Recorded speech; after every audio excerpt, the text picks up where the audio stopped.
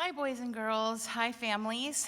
I wanted to come and share with you something that has been rolling around in my heart and my mind all week as we face all of these changes and all of these literally crazy things that we could have never imagined even 2 weeks ago would happen, and they're happening now. And so I just wanted to remind you of some really important things. And the first is I have some pictures that I wanted to show you. And the first one is this picture of God. What I want you to remember about God is that God has always been here and God is always great. And the thing about God is that because he was here first, he's the one who made the decision to actually create the world. And so when God was ready, he was able to create all of the planets, everything, the world, everything included.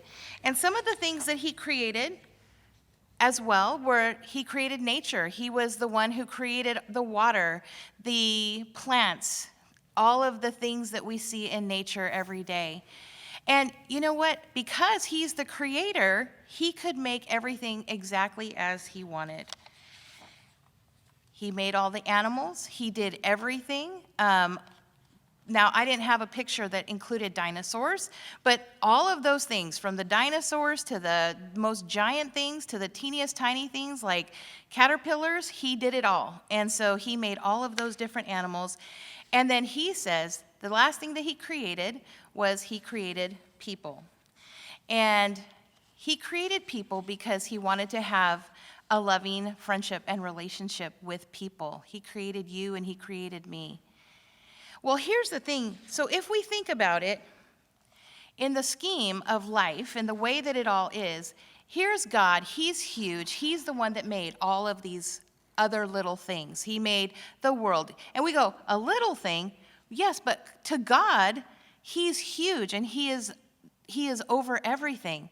And so this is kind of how, in my mind, I picture it, is that all the things that he created are under him. Well, that's all fine and good, and it's the truth, and we have Bible verses to prove it. But I know for me, when things start to go wrong, all of a sudden I start to forget that this is who God is. I start to get thinking about the problems, and they become bigger. Like, for instance, right now, you guys, I know what we're dealing with. We're dealing with a virus that we don't know very much about. And even my 5-year-old prays every day, Lord, please help no one to get the coronavirus. I don't even think she really knows what that means. But you know what? She knows it's bad. And she knows that we don't want it. And this is very scary. This is causing a lot of fear in our life. We're super afraid that we might get sick, or that someone that we love might get sick, or even worse, that maybe someone might even die. And so all of these things start to make us feel like these scary things are so huge, and they feel so huge. And then you add to it fear that we won't have enough. All of a sudden, people start getting scared. Is there going to be enough food for all the people? Is there going to be enough water for all the people? Is there going to be enough health care, enough money? And even they're afraid of toilet paper, that there's not going to be enough toilet paper. And just FYI, toilet paper is very important in our life. I agree. But all of these things are so scary. And all of a sudden, instead of remembering that everything is smaller compared to God, this is what it feels like. All of a sudden, it feels like all those scary things are much bigger than God. And God becomes smaller and smaller because we are afraid. And so what we have to do is that we have to remember that God is still this God. He is still the one that is the creator. He is still the one that is bigger than everything. And the other thing about God that we need to remember is that he knew that there were going to be times that we were going to be afraid. You know, it actually says in the Bible over 360 times. Some people even say it's in there 365 times, which means there's one time for every day of the year that he says, don't be afraid. He doesn't want his children to live in fear. You see, he wants us to remember who he is. Now, a very special verse to me that I learned as a little girl and that I have remembered my whole life and still remember to this day is 2 Timothy 1:7. And this verse is a verse that talks to us about how God wants us to handle fear. Because he knows we're going to have it, that's for sure. But in this verse, it says, "For God has not given us a spirit of fear, but of power and of love and of a sound mind." This verse is very important for us to remember because here's the thing. If you are afraid, and I know that all of us have been, there have been times in the last few days where I have literally had fear enter my heart, enter my mind, and I've even at times just thought, I can't, I'm going to start crying, I'm so afraid. But then I remember this verse and I think, okay, that fear is not from God. God doesn't want us to be afraid. He wants us to have power and love and a sound mind. In fact, if you want to put that verse to motions, it's like this: "For God has not given us a spirit of fear, but of power and love and a sound mind." He wants us to know that we have his love, that he is giving us his strength. You see, because all by myself, I cannot have enough to not be afraid. But when I hold on to him, because he is so big and so powerful and so great, all of a sudden I'm holding on to the greatest. And if I have his love and his power, he can help me to get through those scary moments. Now, here's the thing I want you to do.